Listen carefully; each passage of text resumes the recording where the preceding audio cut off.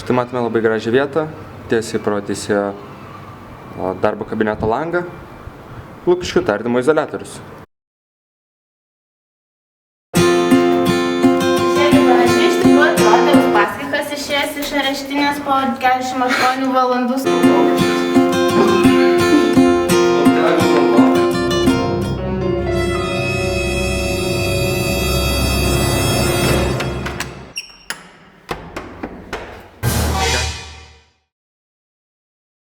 Šiandieninis Lietuvos statistinis teisėjas yra moteris. Teisėjo vaidmuo per pastaruosius metus stipriai pasikeitė. Ir teisėjo autoritetas yra šiandieną užsitarnaujamas ne tuo, kad jisai dėvi mantiją ir gali duoti kažkokius valdingus nurodymus, o tuo, kad jisai dirba, sąžiningai atlieka savo pareigas ir savo sprendimais užsitarnauja tų žmonių pasitikėjimą. Tai teisėjas šiandieną yra atviras, kompetentingas žmogus, sugebantis kvalifikuotai išspręsti teisinę problemą, dėl kurios žmonės atvyko į teismą.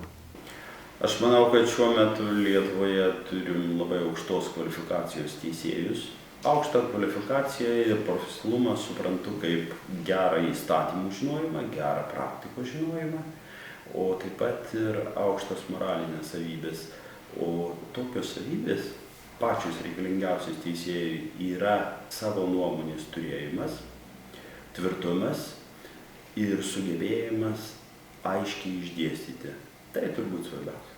Dabar teisėjas yra žmogus visom prasmėm, tik tais tam žmogui, atliekančiam darbą susijusi su teisingumo vykdymu, yra taikomi didesni reikalavimai ir keliami jo asmeniui, jo elgesiui. Nėra teisėjas, mano galva, nėra išskirtinis kažkoks tai asmuo. Teisėjui kaip tik didesni reikalavimai yra taikomi ir darbe, ir buityje, elgesyje su žmonėmis, su visuomeniais nariais. Tai toks būtų mano atsakymas gal. Taip, dėl to, kad aš galiu savo darbu prisidėti prie teisingumo vykdymo Lietuvoje ir kasacija yra labai svarbus procesas teisingumo mašinoje.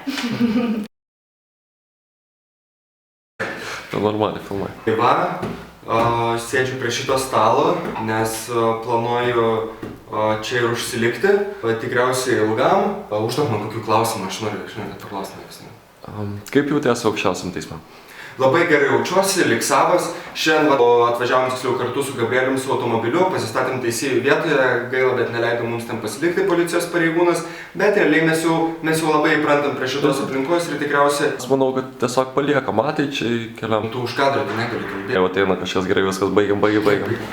Lietuvos aukščiausiame teisme diena buvo labai nuostabi, pamatėm labai daug garsenybių, pamatėm teismo posėdį. Iš tikrųjų nuostabi diena, nuostabus teisėjai, nuostabus teismas. Neturiu kitų žodžių, viskas nuostabu. Tiesiog pagrindinis žodis, kurį mes vartojame, yra nuostabu ir tikriausiai apibūdina mūsų emociją dabar. Ir nepaisant visko, Viskas buvo nuostabu. Viskas buvo nuostabu. Ar pasitikit teisingumu Lietuvoje?